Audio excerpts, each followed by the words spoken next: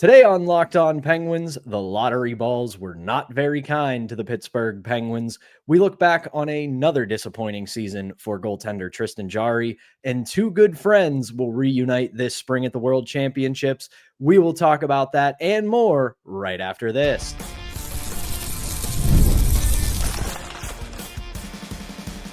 You're Locked On Penguins, your daily podcast on the Pittsburgh Penguins.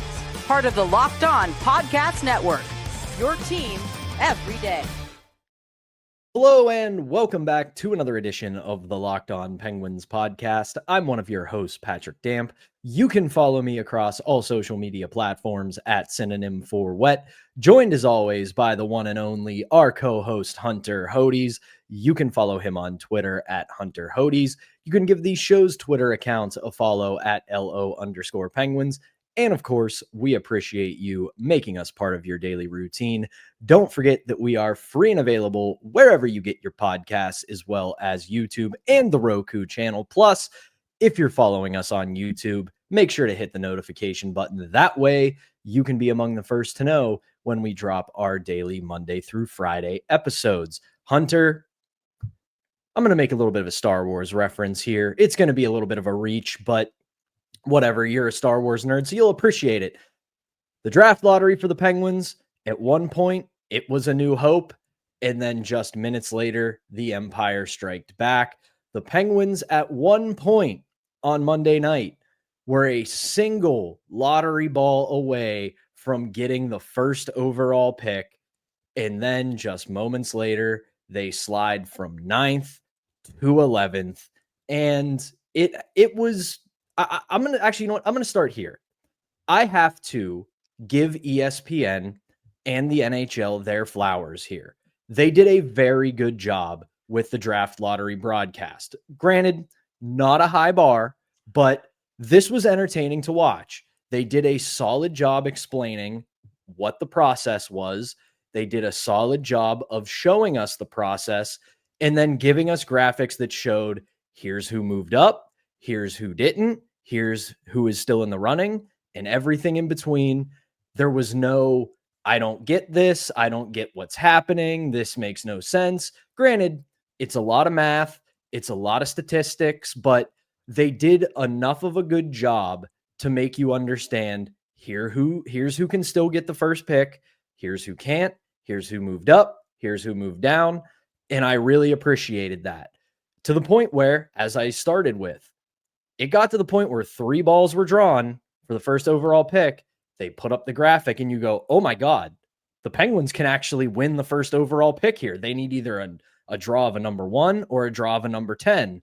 And you know what you're watching for. You're not just sitting there going, well, we'll see whatever ball comes out next, and then they'll tell us what this means. You knew what it was. And I got to say, as a kid who grew up in a home where we watched Jeopardy every night, and the thing that came on TV right before Jeopardy started was the Pennsylvania lottery drawings. That's the most fun I've ever had in my life, watching a lottery draw, because there were actual stakes involved. So got to give them kudos for that. But let's bring it back to this. This went from almost an incredible night for us as Penguins fans to pretty heartbreaking. Now, this is the last thing I'll say, and I'll toss it over to you, Hunter, is I get that everybody wants to turn everything into a hot take. Everybody wants to turn everything into all good or all bad. The Penguins, at the end of the day, have moved back 2 spots in a draft that's not very deep. Yes, you are 1,000,000% right. A lot of this draft is a crapshoot. Yes, you have the top 4. You have Misa, Schaefer, Higgins, Martone. I have Eklund at number 5 on my big board. But you might see some crazy stuff in the top 10. You might see a player go in the top 10 and you're like, whoa, I had that guy, for example, in the 15 to 20-ish range. You know, someone, again, like for me, with Roger McQueen. I think McQueen has a lot of talent, but the biggest thing with him is that the medicals really scare me. But I can at least see someone in the top 10 taking that risk. Heck, I could even see the Penguins potentially taking that risk and betting on the talent and betting that he can get himself healthy. I personally would not take that risk. I would go with someone else at number 11. But I'm only a person with a microphone. I don't work in an NHL front office. I'm not Wes Clark. By the way, Wes Clark, very good at his job, people. I would not doubt him going into this draft. I saw so many takes on social media yesterday, Pat. Oh my God, this is a complete disaster for the Penguins and all this other stuff. Like, oh, this is why you don't win these meaningless games down the stretch and all that. And it's like the New York Islanders won the draft lottery by winning more games than the Penguins. The Penguins just got crappy luck. That is what it is at the end of the day. They got bad luck. They moved down 2 spots. That's all you need to say. Like, you don't need to keep putting out hot takes or anything like that. Is it unfortunate? Yes. Is it annoying? Yes. Was it the worst possible outcome for them? Yes. Is it a complete disaster? No, it's not a complete disaster. I hated seeing that take from a lot of people last night, no matter what platform it was. I trust Wes Clark and Kyle Dubas to get this pick right. Again, as I just said a couple minutes ago, even if they, for example, take someone like McQueen at 11, I might disagree with it a little bit, but I will understand why they make that pick because they're betting on the talent and they're betting that he can get himself healthy. Now, if it's not McQueen, there are still going to be a lot of good players that they can pick at the number 11 spot. I'm going to throw a few names at you who I really like. Carter Bear, for example. Kayshawn Aitchison, a very physical defenseman who can also bring a lot of offense. He'd be a lot of fun to watch in the Penguin system. Those are 2 right there. Ben Kindle, I think, could also be there. Again, those are just 3 right off the bat. The dream, I know they've moved 2 more spots down, but the dream is still very much Victor Eklund. Some teams may pass on him because he's a bit of a smaller forward. If he's there, again, I very much race to the podium. But there's 4 right there. I'll even throw Jake O'Brien in there if he falls. His stock is rising right now, so I think he very well may go in the top 10. But Pat, there's 5 names right there. And I think at least a good chunk of them could be available to the Penguins at number 11. So they're still going to get a good prospect with that pick. Is it going to be someone that can play next year? No, probably not. It's probably going to be someone that is ready at a minimum 2 years, most likely, though, 3 to 4 down the line. Now, when it comes to the Rangers pick, in my humble opinion now, I think they are going to keep this pick and they are going to give the Penguins a 2026 first-round pick because they just gave Mike Sullivan a 5-year deal. They are giving him a big AAV. I was listening to 32 Thoughts on Monday. Sullivan said it is breaking the Mike Babcock AAV that he got with Toronto, which was $6.25 million per year. It's probably close to $7 million, if it's not $7 million on the dot. I think they will run the risk and give the Penguins the 2026 first-round pick and hope that they will be better next year so that that pick is, somewhere in the 20s, somewhere in that range. But at least for number 11, they are still going to get a good player. Don't get me wrong. It didn't go the way we wanted it to go. Pat and I were ready to go live on here if a 1 or a 10 was called. We were talking about this. We were going to go live, have a beverage in our hands, and we were going to laugh for probably 30 minutes. The Penguins just won the lottery. Literally, we were going to do that. But is it a disaster? No, it's not. There are still going to be good prospects available to them, even though this draft is a crapshoot at number 11. Here's the thing. I said this last night, and I kind of hate doing this on social media because I love doing this show. I hate burning takes before we record, but I did say this last night. Yes, this sucks because you wanted a top 10 pick given the way this season had gone, given the way the last couple seasons have gone, and where Kyle Dubas wants to take this organization over the next 3 to 4 years. Absolutely. But they still have 30 picks over the next 3 years. They still have a ton of cap space over the next 3 years. It's going to fluctuate, at least the cap space will, because they're going to have to re-sign some people. They're going to have to make some signings, but they're still going to have a tremendous amount of cap space. They still have a boatload of draft capital. So at the end of the day, it's not so much what pick they get in the first round of the 2025 NHL draft. It's what they do with all the capital they have available to them over the next few years. I've brought this up on the show. This is actually kind of an advantageous time for the Penguins as an organization because realistically, if the cap isn't going to jump as much as it's going to, and they didn't acquire all the picks that they've acquired, there were going to be some real dark days ahead because they were going to have to sell guys off for next to nothing because they were going to need draft picks. They were going to need cap space. They have all that now, and you don't really have to sell anyone off for pennies on the dollar. Now you can, like Kyle Dubas has done, you can wait for the perfect deal for Rickard Rakell.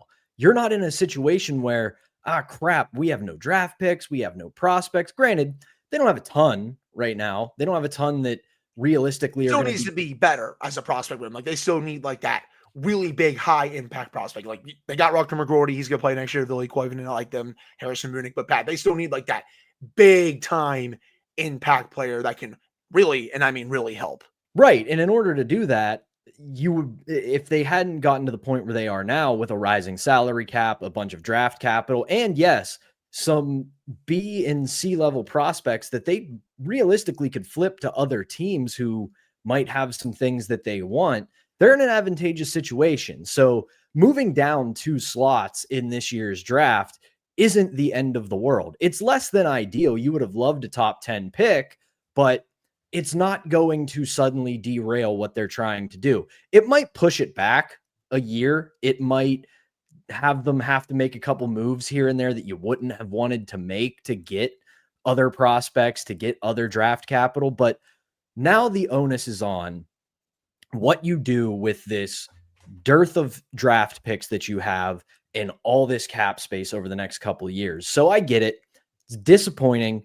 They had, I think, less than 2% chance to move down in the draft, and they hit on that less than 2%, but that's what a lottery is all about. Crap happens, man. Like, I didn't mean to interrupt you again. I think you were finishing up your sentence there, but yeah, crap happens, man. They got crappy luck when they were very close to getting the number 1 overall pick. What else can you do except shrug your shoulders? And hey, I'll say this, man. They're probably not going to make the playoffs next year.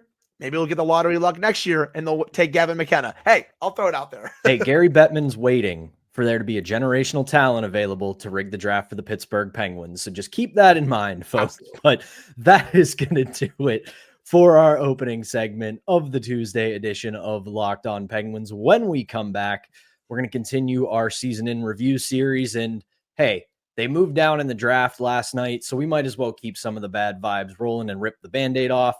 We're going to talk about the season of Tristan Jarry. But before we do that, a message from one of our sponsors, Bear Mattresses. An award-winning mattress can change your life. I speak from experience. It happened to me. After years of uncomfortable sleeps, I recently switched to Bear Mattress, and the results were instant. Bear Mattress is designed with a focus on recovery, cooling, and pressure relief to upgrade your sleep and improve your overall quality of life. I used to deal with night sweats, but Bear's best-in-class cooling ensures optimal temperature regulation, which prevents overheating and helps me stay comfortable all night long. Bear offers a wide variety of mattresses, but to get the right one for you, take their sleep quiz that matches you to your perfect mattress based on body type and sleep preferences. Go to bearmattress.com and use promo code LOCKEDONNHL at checkout to get 40% off site-wide. This offer is not available anywhere else. You have to use my promo code on the very last page of checkout to get this discount. That's bearmattress.com. Use my promo code LOCKEDONNHL to get 40% off site-wide. Bearmattress.com, promo code LOCKEDONNHL. All right, we're back here on the Tuesday edition of Locked On Penguins. I'm Patrick Damp, running alongside the one and only Hunter Hodes as always. And it is time to continue our season in review series for the podcast. And there are no two ways about it. We've got to start with the goaltender, Tristan Jarry. It was another disappointing season for the Penguins goalie. He plays 36 games, starts 35 of them, puts together a record of 16, 12, and 6, a goals against average of 3.12, and a save percentage of .893. Along with all of that, he gets waived and sent to Wilkes-Barre on 2 separate occasions this season. And I really don't know where to go with Tristan Jarry at this point. And I don't mean that in a what do they do with him discussion. I mean more in a where do you start with this discussion with Tristan Jarry? Because I said it at the end of the season. You shook your head at me, and I understand it.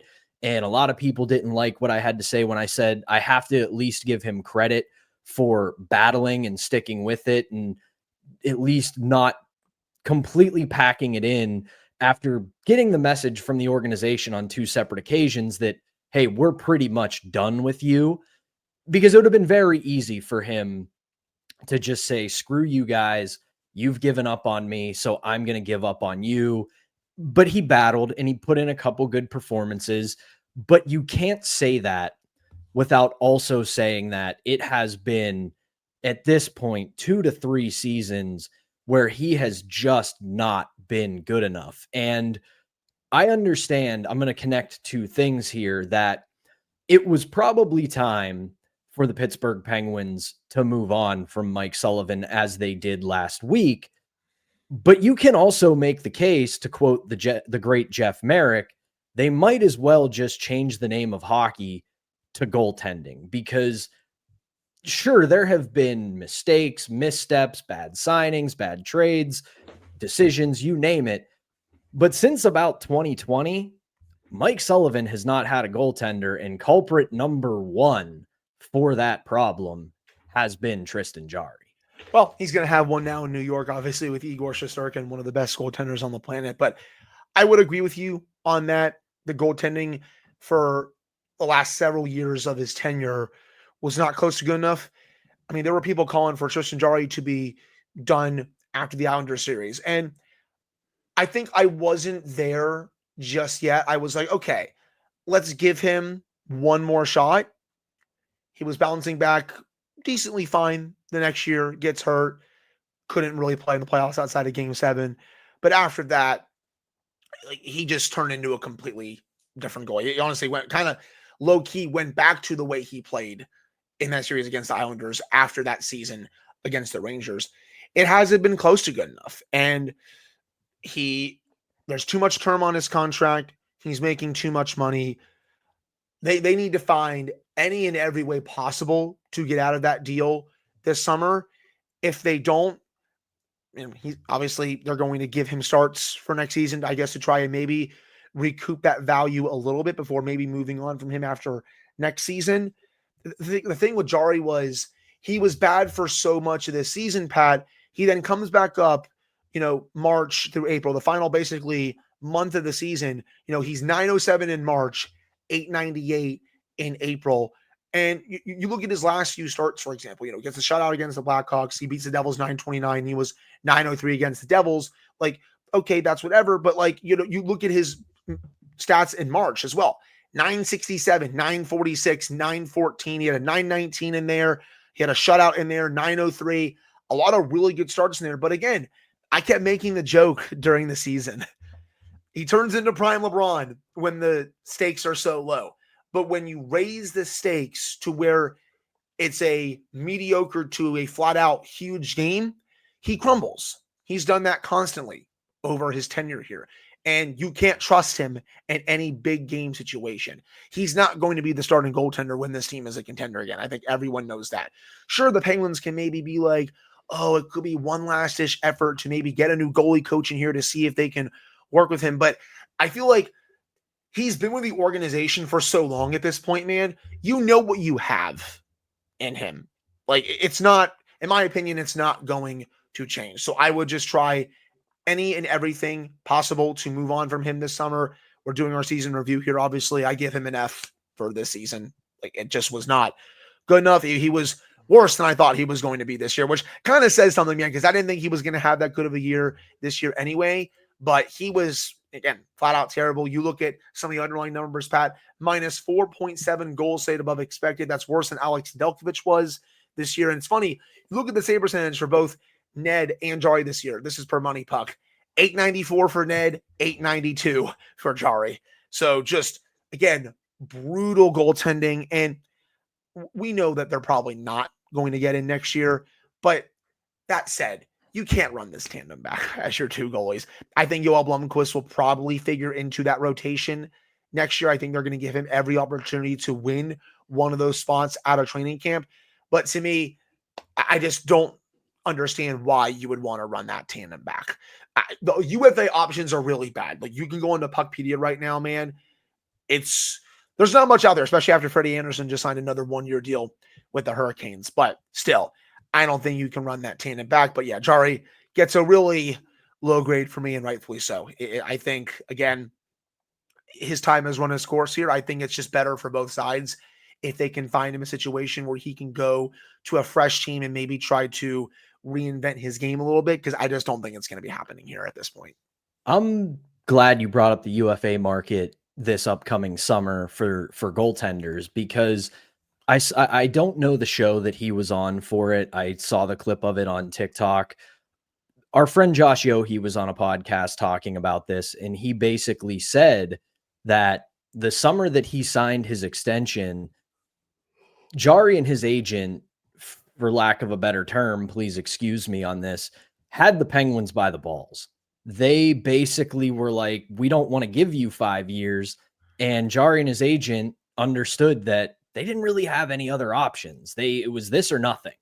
And as much fun as it was the first season with Alex Nedeljkovic stepping in and looking like he might be able to steal the job, we saw what happened with him, what has always happened in his career, where after a certain amount of time and a certain amount of workload, he starts to fall apart. So he's not going to be your starting goaltender. So Jarry and his agent used the leverage correctly and ended up winning that battle. And Sullivan and Dubas essentially admitted that to Josh Yohe, where they were like, we didn't have a choice and we didn't want to give him 5 years, but it was either we give him 5 years and we have him and hopefully he bounces back, or we're in an even worse position where we're giving backups and 1Bs starting goalie money and the results are even worse. And you got to remember, at the time, the Penguins were a team that missed the playoffs by a single point. Right. They weren't a team where they are now, where if they were to do something like that now, nobody would shake their head at it because we get what's going on here. At the time, they still considered themselves to be a competitive team. And that was the move that they kind of had to make and hold out hope that he would bounce back and return to form. Because I'm with you on the other part of it as well. When he gave away the Islanders series, he had enough of a body of work behind him to go, all right, was it a bad moment and a blip on the radar? Or can you give him a chance to rebound? And he doesn't get that chance in the last opportunity that the Penguins were in the playoffs because he gets hurt.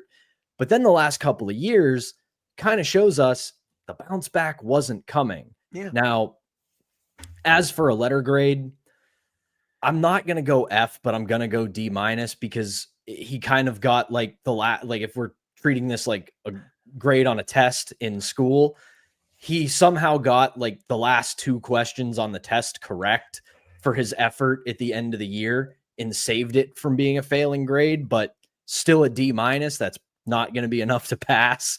But at the end of the day, one thing I do think that they can take some hope out of going through the next couple years is that next year coming up into next year, he's got 3 years left on this deal, $5.375 million.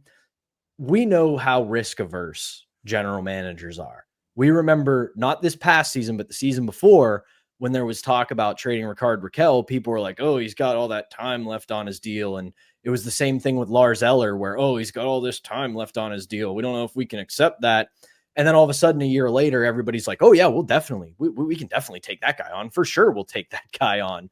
So next year, when he's only got 2 seasons left, you probably could talk a couple teams into taking a flyer on him, getting the change of scenery for him and all of that good stuff. So I do think if he can at least play to league average for a bit of a stretch next season, there might be some takers around the NHL who think, all right, fresh start. He's been an all-star, quote unquote, in the past. It clearly isn't working in Pittsburgh. He's only got 2 years left. Let's see if we can maybe fix him.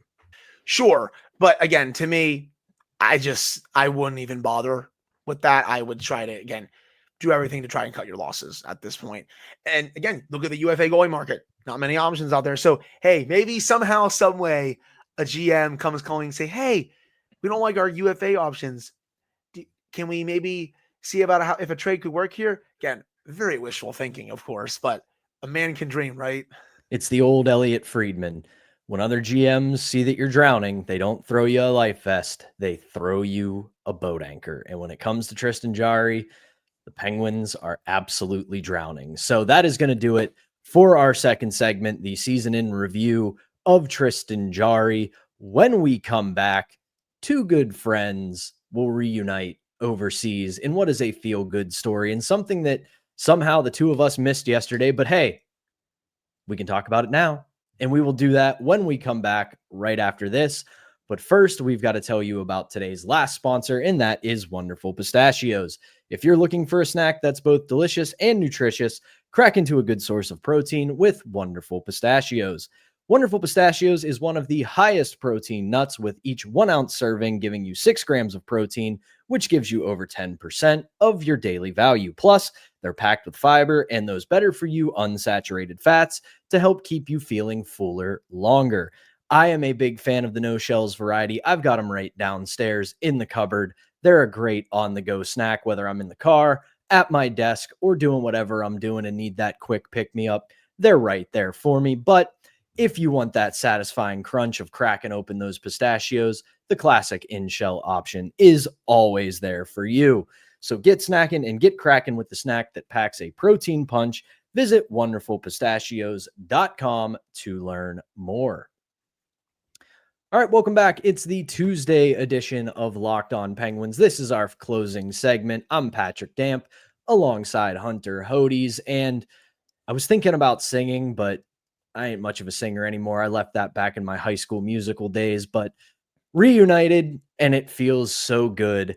Sidney Crosby and Marc-Andre Fleury will reunite at the World Championships for Team Canada, and it's not going to make me amend my take from yesterday about this being a whole Dubas and Crosby riff and they don't like each other and Crosby's upset about Sullivan, but it is a feel-good story with Marc-Andre Fleury's NHL career finally coming to an end. I don't know why I said finally. He's a great dude. He had a great career, but it has come to an end. He is retiring, and it'll be really cool to see two guys who came up together in the Penguins organization, grew from these incredibly hyped, incredibly talented prospects into absolute superstars in the National Hockey League.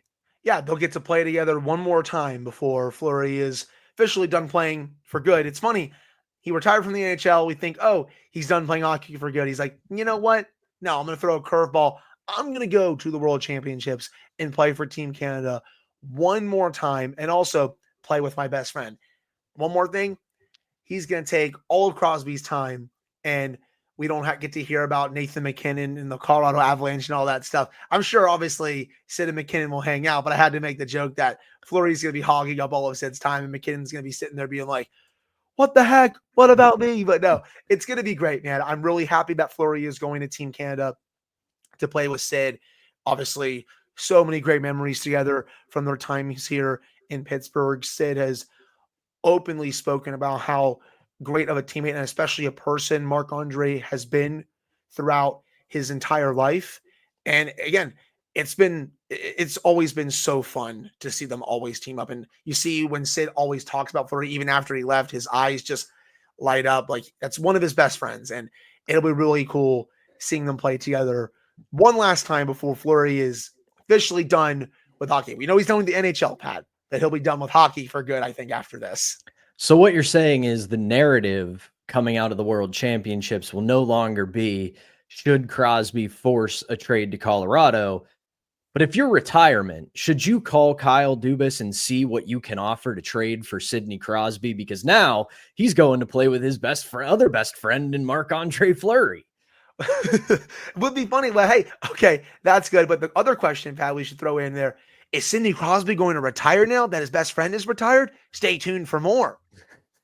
But yeah, at the end of the day, that is going to be so much fun to see because as competitive as a lot of these guys are, and obviously when the puck drops, they're going to turn into the professional competitors that they always have been.